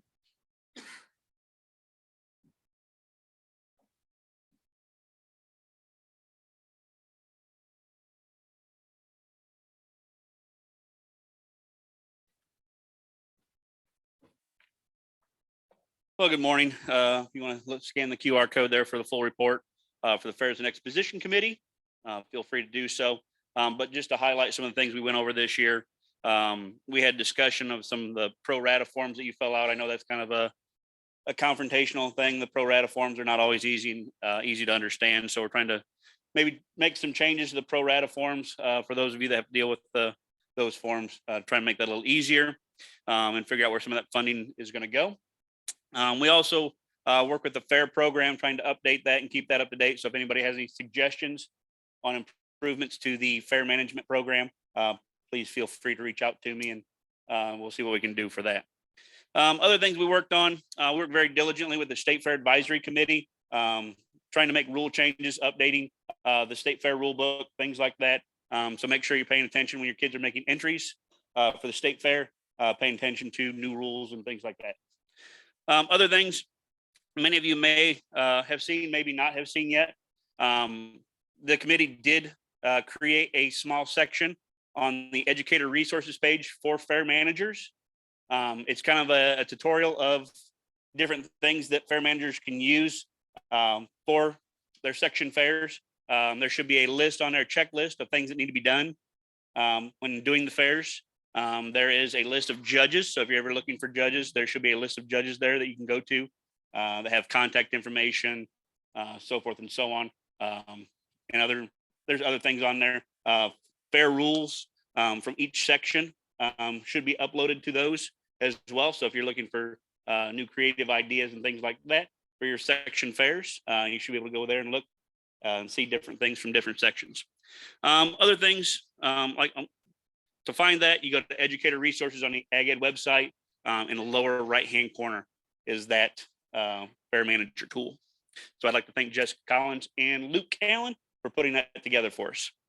One other thing, yesterday, and Riley, correct me if I'm wrong, but Illinois Department of Ag has canceled all poultry shows for the year.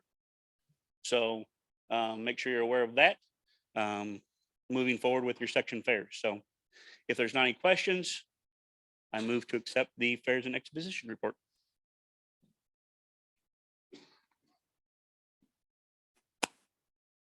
There's an implied second.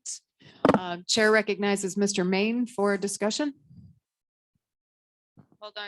Hold on just a second. We need a microphone. But our at-home people can't hear you.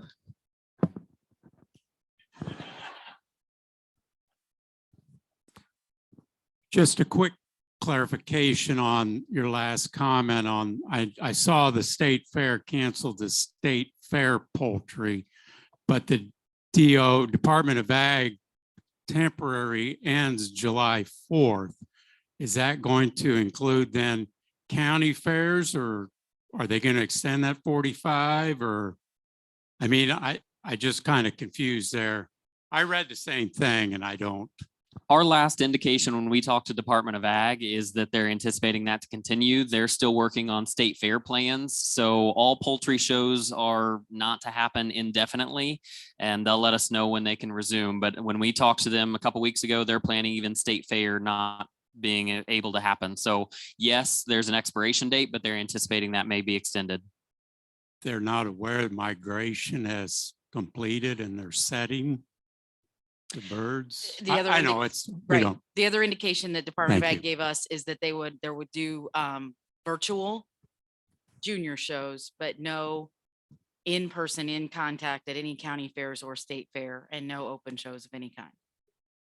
So the virtual component is alive, but that's it.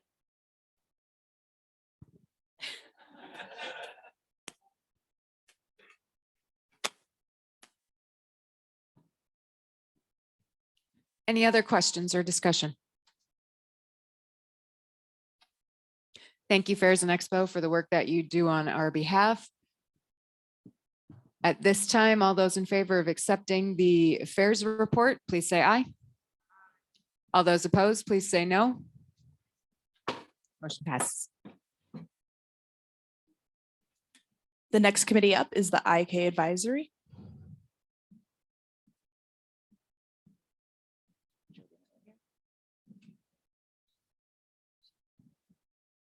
Jody possibly has left the building, so we will drop IK Advisory down to the bottom, and we will revisit that at the end of our committee reports.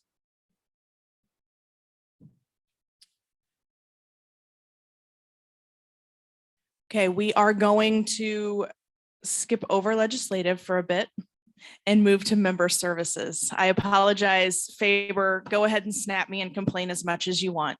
But member services, you're up next.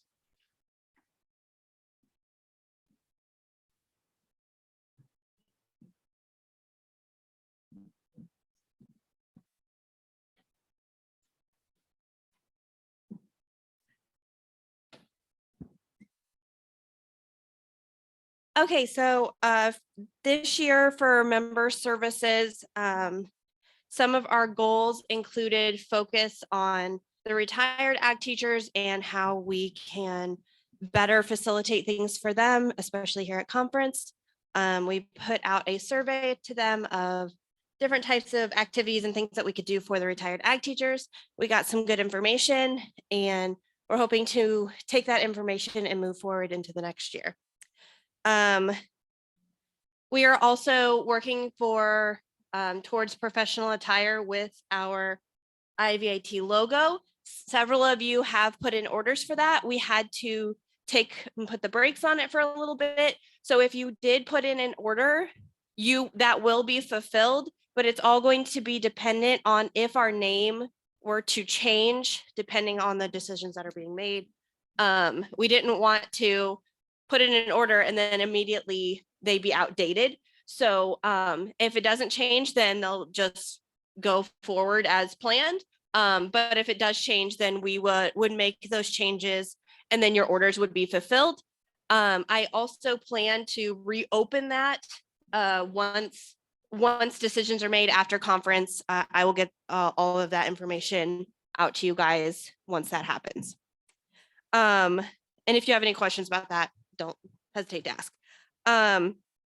Next thing is we wanted to maintain our ongoing plans for raising money for the Crisis Relief Fund. There are several new and young teachers in the room today, and so some of you might not be aware of what the Crisis Relief Fund is. So I want to take a minute to tell you what that means. So the Crisis Relief Fund is a fund that we have here as a portion of IAVAT, and that money is for agriculture teachers who have some sort of crisis happening in their life, in their families. Money has gone to tornado victims, money has gone to cancer patients, sick children, things like that. So any IAVAT member can apply for that if they have something catastrophic that happens in their families or with themselves. And that money is to go to them to help them with anything that they need. It is a really nice thing that we do. There's also a NAAE Crisis Relief Fund as well that it's kind of like a matched kind of thing. So if we give you money, some of NAAE money can come to you as well if you have that. So you guys have seen the silent auction out in the lobby area. That money is to go to the Crisis Relief Fund. And I want to thank all of you who have donated to the silent auction. We really, really appreciate your donations. Also appreciating donations for the for door prizes and also the wine and snack auction that we're going to have in conjunction with trivia night, which is tonight at 7. Silent auction will end at, when are we done tomorrow? 10? Noon? So we will end it at 11. Does that sound good? Sure. We'll end it at 11 and then during lunch tomorrow. Yes. Is there lunch tomorrow? Okay, during our last business session, we'll announce the winners and you can take care of payments once we get to that point. Cool. And then lastly is our trivia night event tonight. We have 16 teams signed up, so that's actually more than we've ever had. So that's really exciting. I think it's going to be a good time. There's already been trash talk, I've heard. So I hope all of you really enjoy yourselves. We put a lot of time and effort into making this event for you guys and as enjoyable as we possibly can. And again, that money that for registration is going to go towards our Crisis Relief Fund. If you want to join my committee, I welcome any and all people to come to our committee meeting today. With that, move to approve the committee report. There's an implied second. Thank you to the Member Services Committee for looking out for our best welfare and how we can support each other mentally and financially. So thank you very much for that. Any questions for Member Services?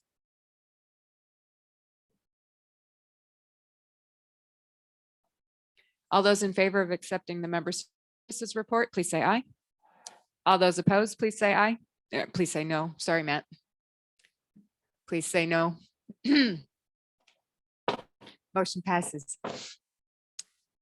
Those of you that are not on a member services team, I do know a couple of the teams are short a few people. So, or I'm not on a trivia team. There are some teams that are short a few people. So if you feel like you want to participate tonight, but your best buddy didn't, come join a team. I know my team's short, so come play with us. We do have more committee reports, but we have a few things to outline for this afternoon for once we leave here. So we're going to take care of a few of those. And if we have time for one more committee report before we break, we will go ahead and go back to that.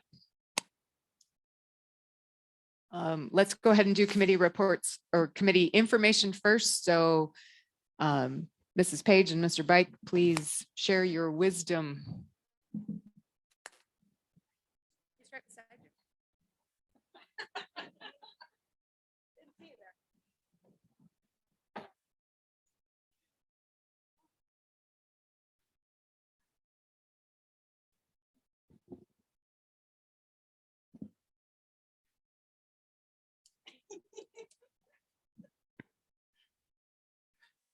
I've been asked to talk about the importance of committees to the IAVAT.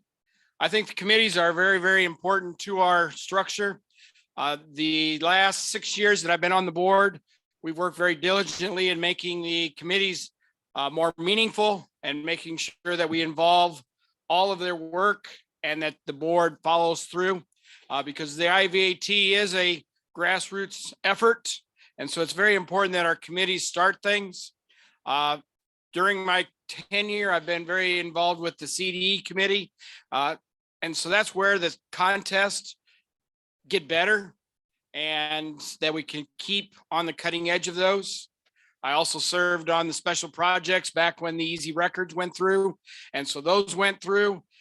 We had this teacher's voice on that. And so if you really want your voice to be heard, you need to be involved in the committees. And the committee chairman needs to follow through.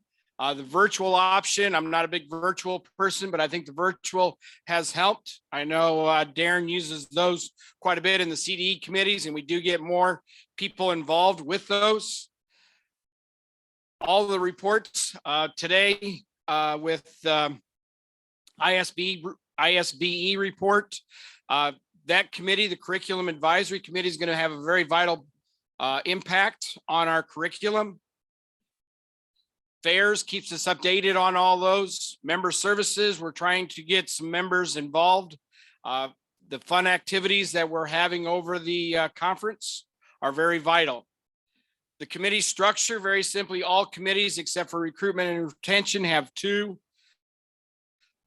district reps. Those are the voting members. Those are the ones that can be the chairs for that one.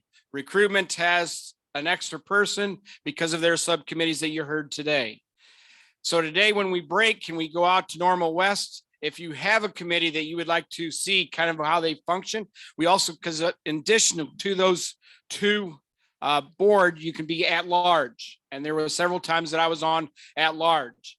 All that means is you cannot be the chairman and you're not really a voting member, but you can still have input and still find out what's going on in those committees. So today would be a good day when we're out at Normal West to visit with those committees, see the chairman, see the work that they do, and see if that appeals to you for that. Another incentive obviously is that does include your IFG grant that you're able to declare that if you go to a certain number of meetings for that one. So any questions on the committees? Ms. Page has something real quick. Good translation. I'll try to make it short. In addition to making sure that you hop on a committee that you are truly interested and passionate about, we also ask that all committees hold elections for their chair and their vice chair and don't just pass off that position year after year unofficially. So please hold elections for your chair and your vice chair. It is 100% okay if your chair stays on and is elected properly, but we are asking for all committees to actually hold an election for their chair and their vice chair.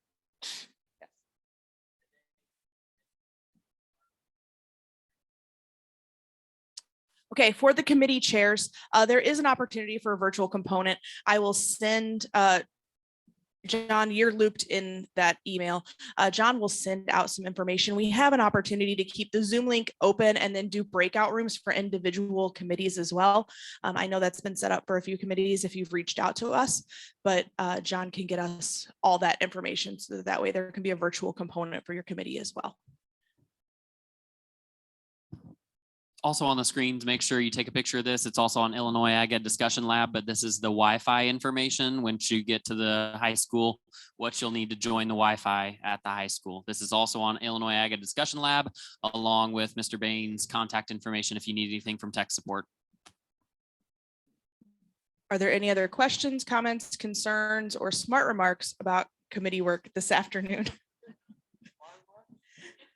Sorry, that's an old Terry Wilkerson at Wren Lake comment. Many of you all know Terry. Okay. Madam Chair, I'm going to hand it back over to you. Yep, that'd be great.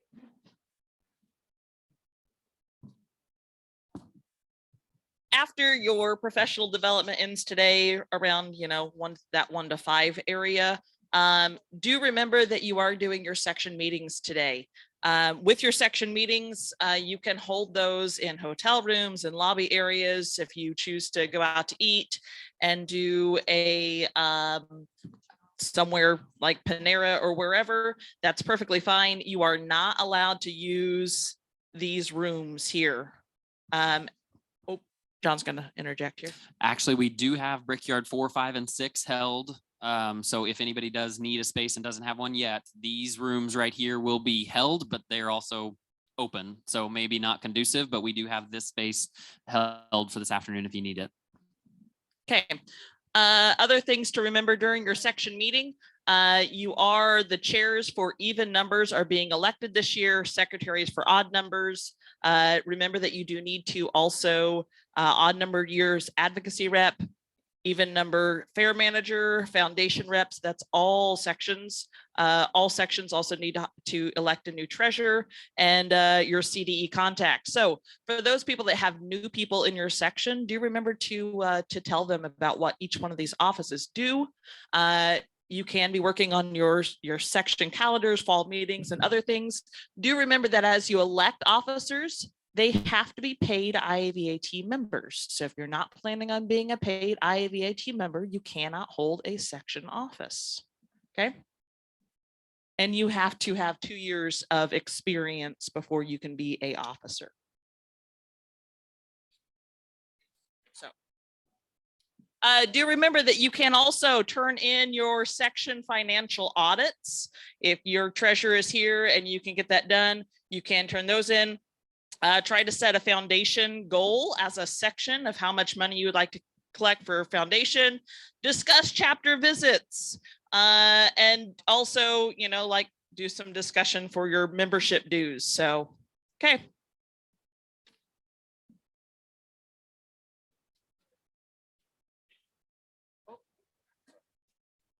If you attended the horticulture workshop on Monday, make sure you see John Heiser out by the registration desk. He has some giveaways for all of you who attended that.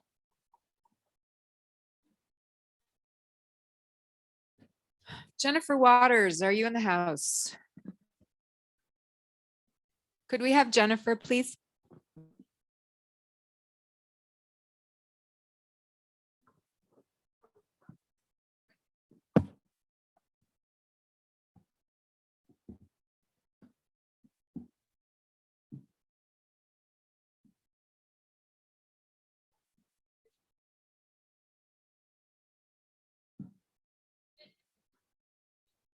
Thank you. Thank you for delivering her.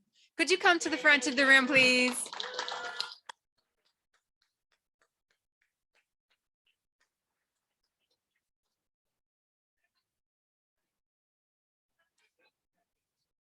You're just going to give us a little PD rundown so that everybody's on the same page, especially our new folks that have never attended PD at conference before. Well, welcome everyone. How many of you have this little book in your hand right now? If you jump over to page 10 and 11. 9, 10, I lied. 9, 10. That gives you the room numbers for the workshops, okay? If, I won't call you out, but I know some of you have already told me, you did not register for a workshop already, go to a workshop. If it is already full, there's going to be someone really mean at the door like Amy Lehman or Casey Bolin or Megan Coy, and they're going to tell you you can't come in, okay? I hired the best. I hired the best of the best. So otherwise you can go into that workshop, sign in on the sign-in sheet and we'll get you the credit. Okay. It'll send you an email and you can get your evaluations. So that's how you find the room numbers. I've never been to the school. I don't know where they're at, but we're going to make sure we know it together. Okay. The login information for the Wi-Fi looks like it's on the board. It's also on the Ag Ed discussion lab on Facebook. If you need it and you get out there and you forget what you were doing, that is there too. Other things to know. What else do we need to know? If you went to the horticulture workshop, did you already tell them about that, Jason? All right, horticulture workshop, you have goodies out there to get. And otherwise, how do you get your PD credit? Once you attend the workshop, whoever has a sign-in sheet, they're going to get that back to me or they're going to enter that. And then we will, through the magic of the website, you will get an email that's an evaluation. You fill out that evaluation and you'll get your credits. How many of you are kind of sitting there wondering what you signed up for? Anybody? You all know.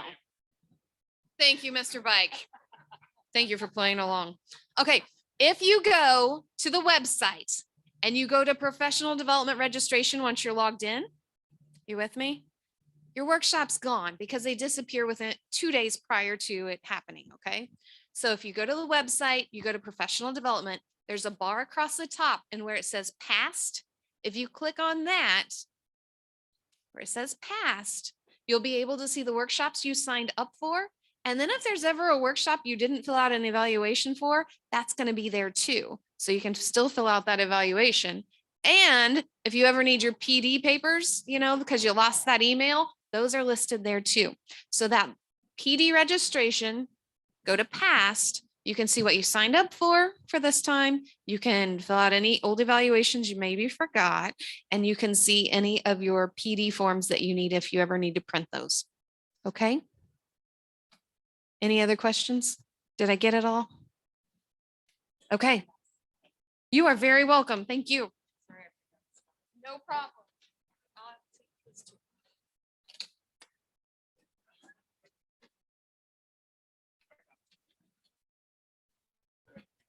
Just a quick, Kara, any further instructions for tonight? Because this is the last time the group will be all together. Dessert and wine auction. Okay.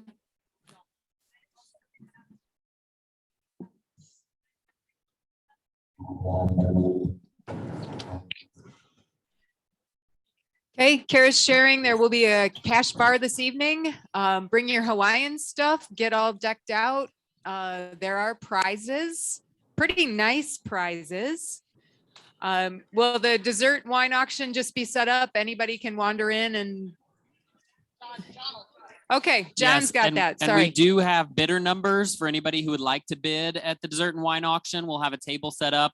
So if you want to bid at the dessert and wine auction, even if you're not coming to trivia night, come to the table and get your bidder number so that you're eligible to bid at the dessert and wine auction. Great. We're about to do door prizes, so let's go ahead and is there a motion to adjourn this session?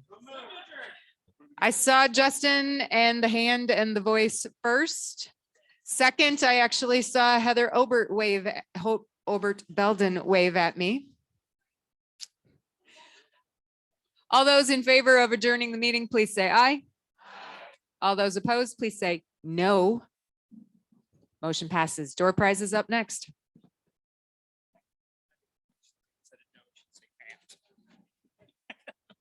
That would be negative.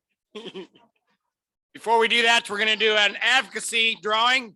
Yellow tickets, $200. Tomorrow will be the last day that you can buy your